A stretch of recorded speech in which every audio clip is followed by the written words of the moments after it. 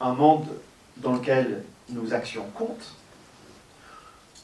sont pesées, sont évaluées, ont de la valeur, ou bien un monde où nos actions, qu'elles soient bonnes ou mauvaises, ne pèsent pas. C'est une question éternelle, c'est la question du crime et du châtiment. Soit nous faisons des choses qui comptent et qui sont évaluées, et donc du coup nos actions ont de la valeur, existent réellement, ou bien ce sont des gestes vides dans un monde qui n'a pas de sens. C'est une question éternelle, une question qui traverse la littérature et les arts. Par exemple, nous avons cette première citation de Heinrich Heine, écrivain allemand, qui disait « Le bon Dieu me pardonnera ». C'est son métier.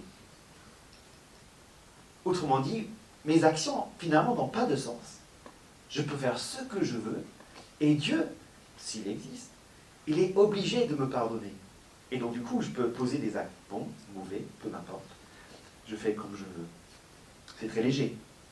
Le titre du livre de Dostoïevski va dans l'autre sens, crime et châtiment. Et pendant tout le roman, il explore ces deux idées pour montrer que, justement, les actes posés comptent, ont de l'importance et font une différence. L'idée que nous avons depuis la naissance, n'est-ce pas, qu'il y a des choses justes et injustes, que nous voulions vivre la justice, et lorsque nous avons l'impression de vivre l'injustice, il y a la colère, la frustration, l'indignation. C'est quelque chose que nous avons de manière innée. Et lorsque nous sommes confrontés à nos propres faiblesses, à nos propres manquements, au lieu de trouver que la colère et la frustration sont dirigées à nous-mêmes, c'est plutôt les excuses, la minimisation qui est là. C'est une question qui préoccupe la politique également. Quelle campagne électorale n'a pas parlé de crime, de châtiment, de justice, de comment gérer un pays selon la droiture. Nous venons de panthéoniser Badinter pour la loi contre la peine de mort. On était dans le 5e. Ce jour-là, on a vu avec Rachel la procession qui allait jusqu'au Panthéon. Quand j'étais prof de français dans une autre vie, je faisais apprendre une partie de son discours par cœur à mes élèves. Demain, grâce à vous, la justice française ne sera plus une justice qui tue. Demain, grâce à vous, il n'y aura plus, pour notre honte commune, d'exécutions furtives à l'aube sur le dé noir dans les prisons françaises. Demain, les pages sanglantes de notre justice seront tournées. À cet instant, plus qu'aucun autre, j'ai le sentiment d'assumer mon ministère au sens ancien, au sens noble, le plus noble qui soit, c'est-à-dire au sens de service. Demain, vous voterez l'abolition de la peine de mort. Législateur de tout mon cœur, je vous en remercie.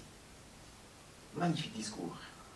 Mais en demandant aux législateurs français d'abolir la peine de mort, M. Badinter ne faisait pas le plaidoyer pour une justice française évacuée de toute sanction.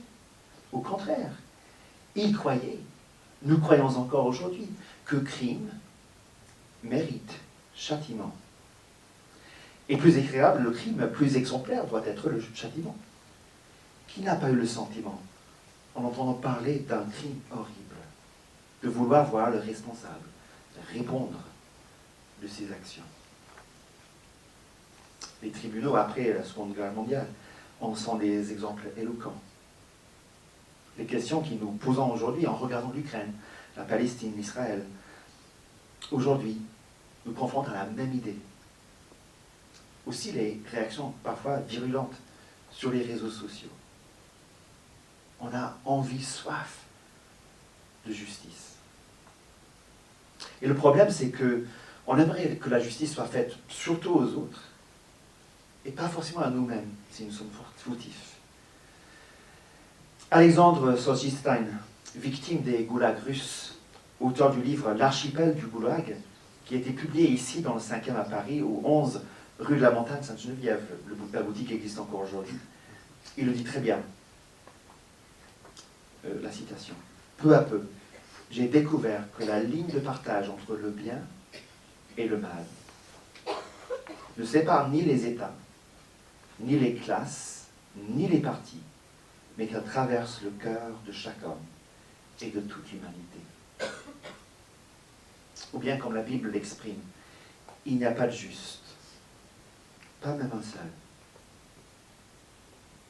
finalement. Parler crime et châtiment, c'est pas parler d'autrui, c'est parler de soi-même. C'est atteler notre triste wagon à celui de l'homme et de la femme dans le jardin d'Éden. C'est reconnaître que notre crime, c'est leur crime, que notre châtiment, c'est leur châtiment, que leur seule espérance, c'est notre seule espérance. Et cela nous amène à considérer le texte de ce matin, Genèse 3, les versets 14 à la fin du chapitre. L'Éternel dit au serpent, « Puisque tu as fait cela, tu seras maudit entre tout le bétail et tous les animaux de la campagne. Tu marcheras sur ton ventre et tu mangeras de la poussière tous les jours de ta vie. Je mettrai l'inimitié entre toi et la femme, entre ta descendance et sa descendance. Celle-ci t'écrasera la tête et tu lui écraseras le talon. » Il dit à la femme, « Je rendrai tes grossesses très pénibles. C'est avec peine que tu accoucheras. Tes désirs se porteront vers ton mari, mais il dominera sur toi. » Il dit à l'homme, « Parce que tu as écouté la voix de ta femme et que tu as mangé de l'arbre dont je t'avais défendu de manger, le sol sera maudit à cause de toi. C'est avec peine que tu en tireras ta nourriture tous les jours de ta vie. Il te produira des chardons et des broussailles.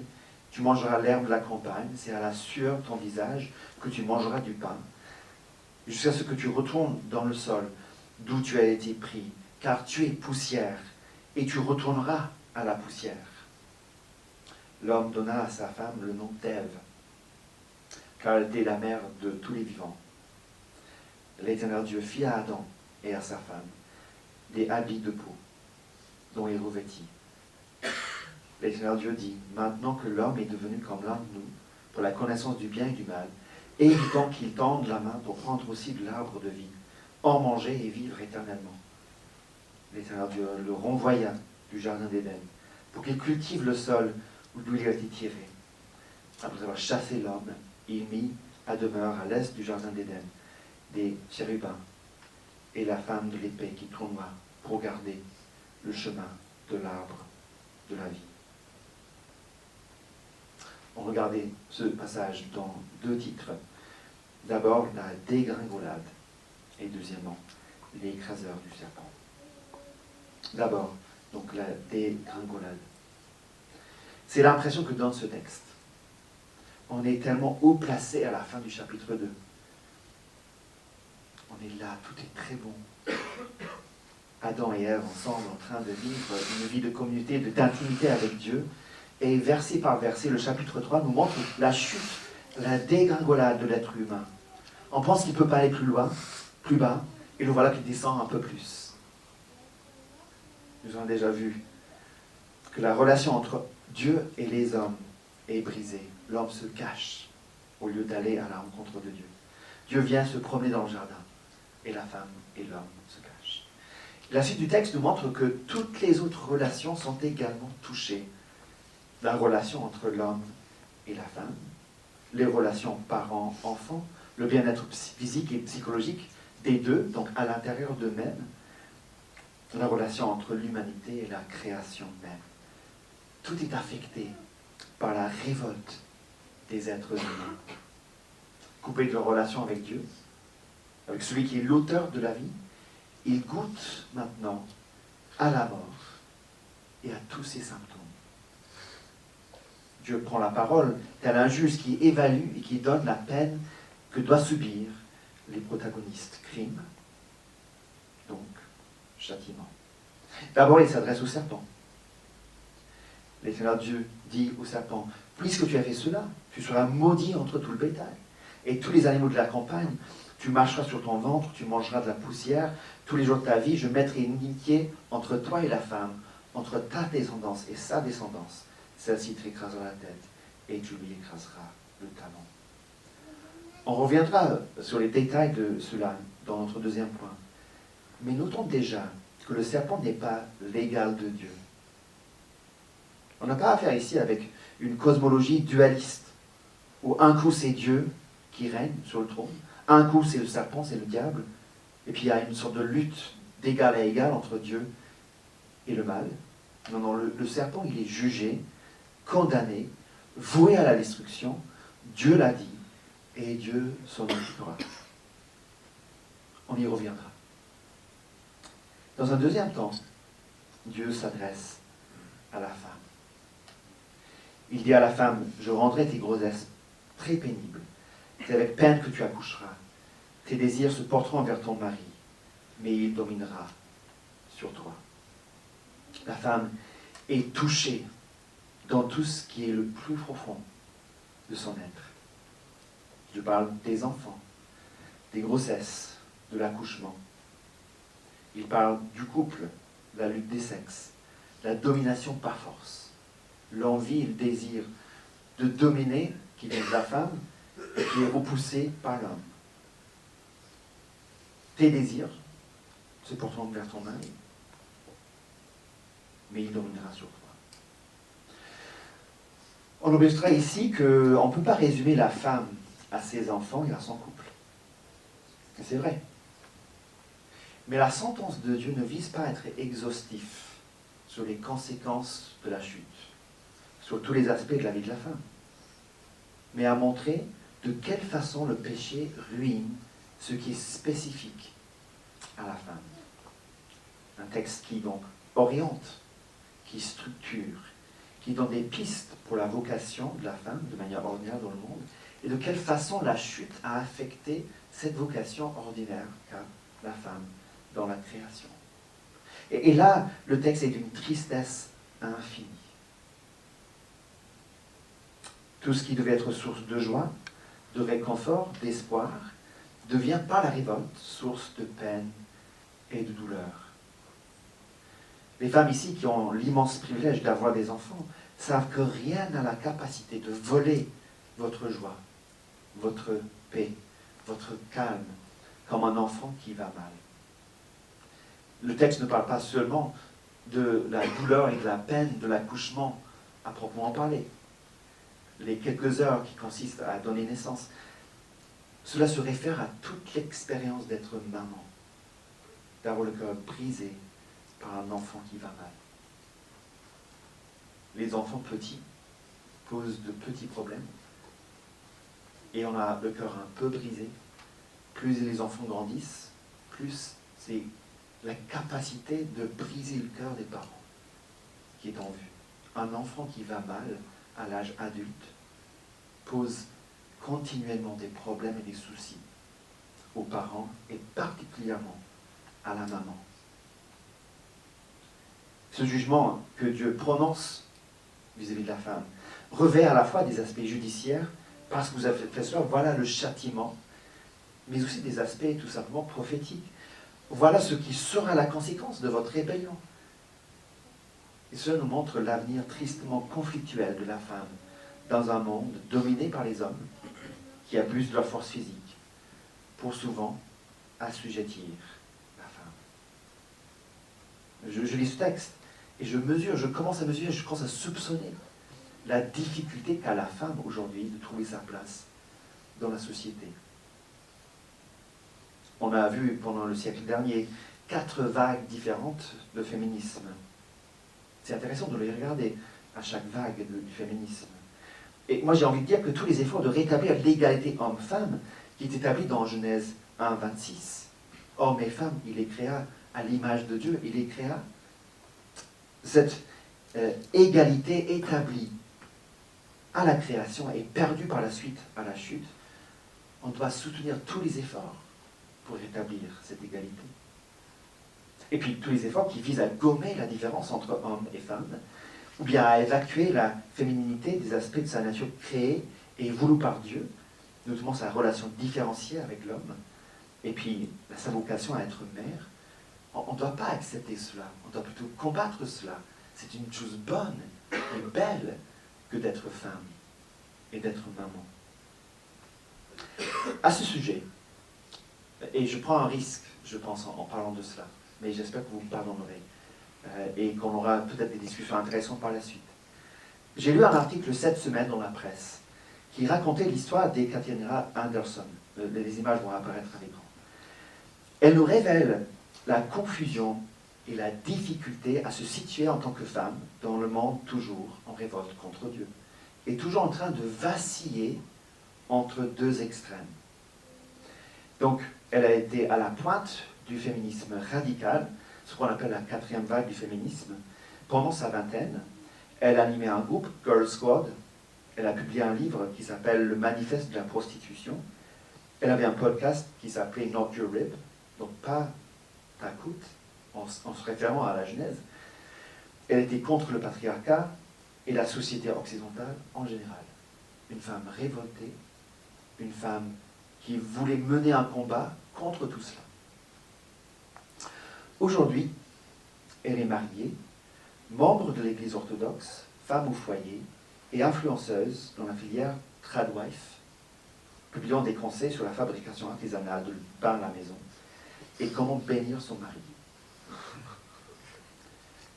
Deux extrêmes. Je ne dis pas que l'un est meilleur que l'autre, mais je dis que comment se situer en tant que femme lorsque d'un côté on a des féministes radicaux et de l'autre on a des tradwives, tous les deux en train de publier sur les réseaux sociaux. J'ai demandé à ma fille, une de mes filles, je ne veux pas nommer laquelle, et si elle avait dans ses flux de réseaux sociaux des tradwives. Elle m'a dit oui, j'en ai. Et sûrement d'autres aussi. Comment s'y situer?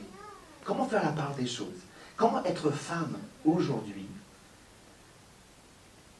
quand on voit ces deux extrêmes-là?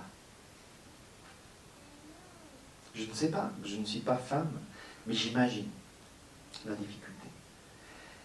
Que notre Église puisse être le lieu où l'on puisse être femme, décomplexée, bien dans sa peau, acceptant tout ce que Dieu nous donne, comme nature humaine, difficulté sur difficulté. Ce n'est pas dans un message qu'on va résoudre tout ce que cela veut dire, mais c'est une invitation à une conversation, à un dialogue, pour savoir comment être femme aujourd'hui dans le monde dans lequel nous vivons. Vaste sujet, gros défi, mais possible à l'écoute de la parole de Dieu. Et en reconnaissant que tout ce que l'on vit aujourd'hui, que nous subissons, vient de ce premier moment où on s'est révolté contre Dieu. La rébellion en général, la chute en général, la dégringolade nous a amenés là où on est aujourd'hui. Ensuite, Dieu parle à l'homme. Et encore une fois, il va s'adresser à l'homme dans tout ce qui est propre à l'homme. Pas exhaustif, mais quand même déterminant, structurant, des choses qui orientent. Il dit à l'homme, parce que tu as écouté la voix de ta femme et que tu as mangé de l'arbre dont je t'avais défendu de manger. Et là, et c'est les textes anciens qui le révèlent, Dieu commence à parler à l'homme sous 3 catégories. It looks like you haven't set up iMessage yet. Merci Cyril.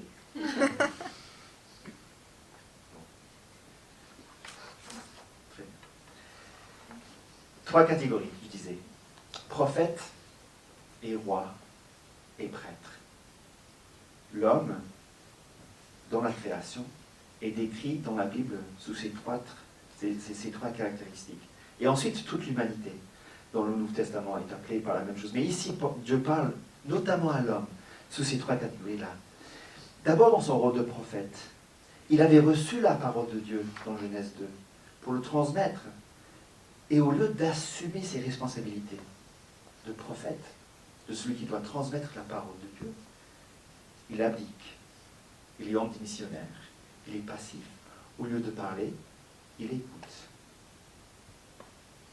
Ensuite, dans son rôle de roi, le sol, dit Dieu, sera maudit à cause de toi. C'est avec peine que tu en tireras ta nourriture tous les jours de ta vie. Il te produira des chardons, des broussailles, tu mangeras l'herbe de la campagne. Le sol où l'homme devait dominer devient un peu maître de la chose. Les chardons à la place de la récolte. L'homme ne domine plus. Il n'est plus le roi dans le domaine que Dieu a créé. Et puis enfin, dans le rôle de prêtre, celui qui va porter la vie, celui qui va représenter la gloire de Dieu et tout ce que Dieu représente à la création, et qui doit porter la création à Dieu dans l'adoration, celui qui fait le lien par sa vie en Dieu, avec Dieu et avec la création tout entière, il est maintenant voué à la mort. C'est à la sueur de ton visage que tu mangeras du pain, jusqu'à ce que tu retournes dans le sol, d'où tu as été pris, car tu es poussière, et tu retourneras à la poussière. Pourquoi la vie est difficile? Pourquoi le travail, pour la femme comme pour l'homme, est frustrant? Pourquoi il y a les catastrophes naturelles, les tremblements de terre, les tsunamis? Pourquoi il y a tellement de choses qui vont mal dans le monde? Pour qu'il y ait tout cela, c'est parce que l'homme s'est révolté. Et l'homme révolté n'est plus à sa place. Il n'est plus prophète, il n'est plus roi, il n'est plus prêtre. Il s'est dégradé volontairement. Il ne jouait plus de ses pleines capacités. Il est sous la sentence de mort. Et tout ce qu'il fait, tout ce qu'il est, va vers la mort, va vers la désintégration. Pourquoi il y a la maladie? Pas ta maladie en particulier, mais la maladie en général. C'est parce que c'est la petite monnaie de la mort. C'est notre destin à tous. Si on est malade, même si on guérit, on ne guérit que pour un temps, avant de succomber finalement au fléau ultime. Le crime, celui de se révolter contre Dieu, se révèle être le crime le plus grave qui soit. Le crime, le mal, le péché qui donne tous les autres crimes, tous les autres péchés. On se révolte contre Dieu une fois, et la suite de notre vie est caractérisée par la révolte, par le crime, et donc par le châtiment que subit ce crime. Le châtiment, c'est cette désintégration, cette dégringolade où nous perdons tout jusque dans l'éternité. La relation avec Dieu, la relation l'un avec l'autre, la relation intérieure entre notre corps, notre âme, nos sentiments, notre intelligence, la relation avec la création, c'est la dégringolade. Il y a donc une suite. C'est la toute fin. Est-ce qu'il y a de l'espoir? Dans la suite du texte, il y a des lueurs d'espoir. D'abord, dans les versets où nous lisons, l'homme donna à sa femme le nom d'Ève, car elle était la mère de tous les vivants. Intriguant. Il y a un avenir. Elle va être maman. Malgré les difficultés, malgré tout ce qui est maintenant ruiné, elle sera la mère de tous les vivants. Et puis cette grâce que nous voyons dans le texte, l'Éternel Dieu fit à Adam et à sa femme des habits de peau dont il les revêtit. Dieu prend soin malgré tout de sa création. Mais ce n'est pas grand-chose au vu de ce qui est perdu. Le mal est entré dans le monde. L'humanité ne peut pas avoir accès à la vie éternelle. Et donc, nous lisons la fin du chapitre 3. L'Éternel Dieu le renvoya du jardin d'Éden pour qu'il cultive le sol d'où il avait tiré. Après avoir chassé l'homme, il mit à demeure à l'est du jardin d'Éden des chérubins et la flamme de l'épée qui tournoie pour garder le chemin de l'arbre de la vie. L'humanité est chassée du jardin, errante, exclue, ruinée. C'est tout? Pas tout à fait. Parce que si Ève sera la mère de tous les vivants, cela veut dire qu'elle aura une descendance. Et que cette descendance-là aura un rôle à jouer dans tout cela. Et c'est notre deuxième point. On revient à ce que Dieu dit au serpent, l'écraseur du serpent. Je mettrai inimitié entre toi et la femme, entre ta descendance et sa descendance. Celle-ci t'écrasera la tête et tu lui écraseras le talon. Il y a une lumière, plus qu'une lumière, dans ce qui est dit. Au serpent, il est maudit, il sera méprisé, il fera peur, oui, mais il y aura cette inimitié entre lui et la femme, entre sa descendance et celle de la femme. Lui, il aura la tête écrasée, même s'il mord le talon de son combattant. Et dans un combat où quelqu'un a mal au talon et où l'autre a la tête écrasée, on voit très bien qui a gagné. Quelqu'un va venir, selon Genèse 3,15, qui va écraser le serpent. Et à partir donc de Genèse 3, à partir de ce moment-là dans la Bible, toute l'histoire de la Bible, c'est la recherche de celui qui va écraser le serpent. C'est à la recherche de l'écraseur du serpent. Adam et Ève ont 2 fils, Caïn et Abel. On espère, c'est enfin l'écraseur du serpent qui arrive. Mais Caïn tue Abel. Abel succombe à la mort, Caïn est voué à l'errance et à la malédiction. Ensuite, il y a Noé. Est-ce que c'est Noé qui va écraser enfin le serpent? On dirait que oui, il est sauvé par le bateau, lui et sa famille, il est le commencement d'une nouvelle création. Et puis, il plante une vigne, il s'enivre, et puis il y a des relations sexuelles avec ses filles. Ce n'est pas lui qui va écraser le serpent, c'est plutôt le serpent qui a raison de lui. Ce sera donc Abraham qui reçoit des promesses magnifiques dans la Genèse. Il ment, il dit que sa femme c'est sa sœur, et le pharaon lui prend sa femme. Il va avoir un enfant avec Agar, sa servante. À la fin de sa vie, oui, il y a des progrès, mais ce n'est pas lui qui écrase le serpent. Ce sera Moïse qui tue un Égyptien, Moïse qui s'irrite contre l'Éternel, qui est exclu du pays promis. Ce ne sera pas Moïse, pas Josué, pas Élie, pas Élisée. Ce sera peut-être David, le grand roi.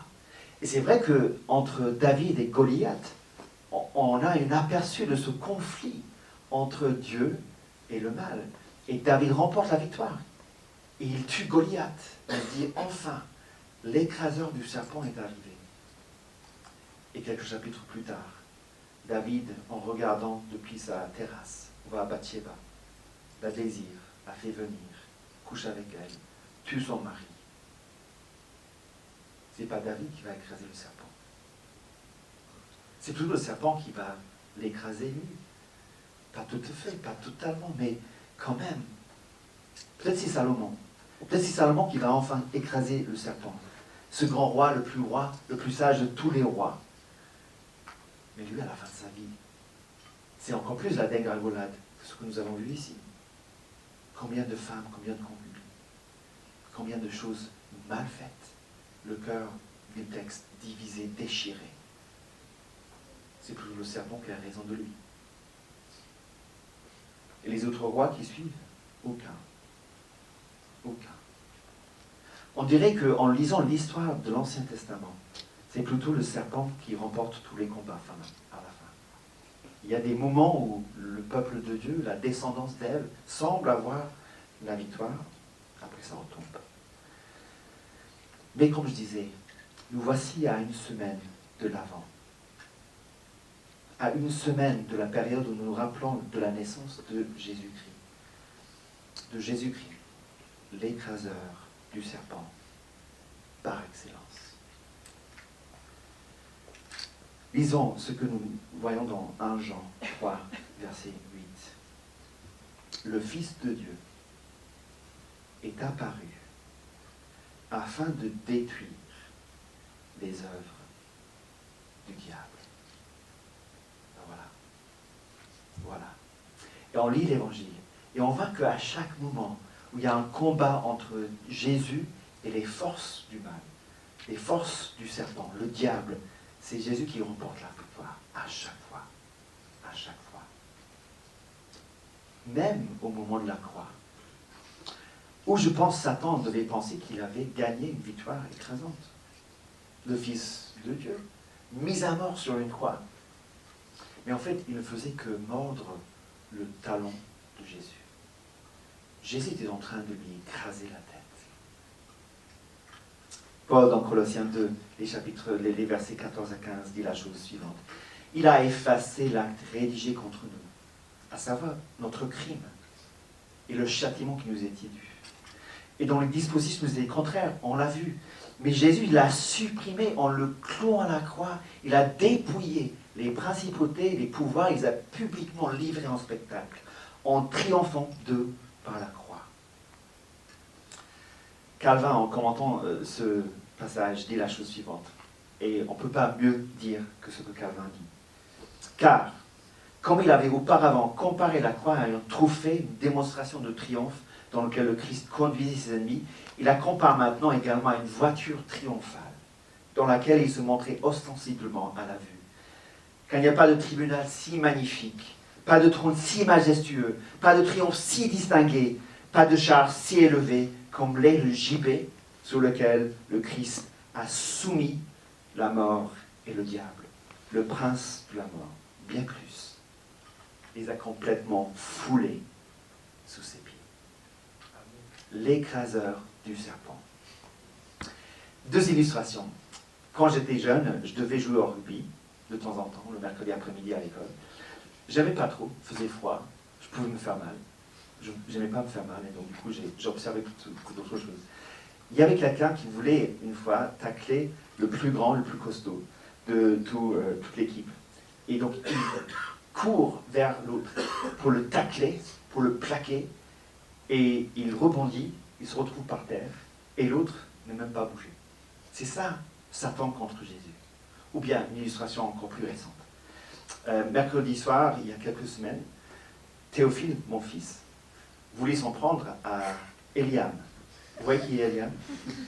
Voilà. Et donc, Théo vient vers Eliam pour le pousser. Donc, Théo pousse Eliam et tombe en arrière. C'est ça. Satan veut tacler, veut plaquer, veut pousser Jésus. Il vient, paf, et il se retrouve par terre, écrasé par la victoire de Jésus-Christ. L'écraseur du serpent est venu et il a écrasé le serpent à la croix. Il a écrasé toutes les œuvres du serpent à la croix. Et non seulement cela, mais nous sommes invités tout un chacun à rejoindre Jésus dans sa mission d'écraser la tête du serpent. Lisons ensemble Romains 16 au verset 20. C'est Paul à la fin de sa lettre aux Romains qui dit « Le Dieu de paix écrasera bientôt Satan. » Comment? Sous vos pieds. Sous vos pieds. Vous, l'Église. Que la grâce de notre Seigneur Jésus soit avec vous. Voilà comment nous existons aujourd'hui dans le monde. Oui, notre crime est grand et nous méritons le châtiment. Mais par Jésus-Christ, Dieu a fait en sorte que ce châtiment tombe sur Jésus-Christ. Et par cela, que le serpent et toutes ses œuvres soient écrasées. Et que nous devenions, nous l'Église, nous qui croyons en lui, les instruments par lesquels Dieu continue à écraser jour après jour la tête du serpent. Moi, je sais qui je dois haïr, qui je dois détester. Ce n'est pas les êtres humains, ce n'est pas les autres, c'est le diable, c'est Satan. C'est lui que je veux écraser.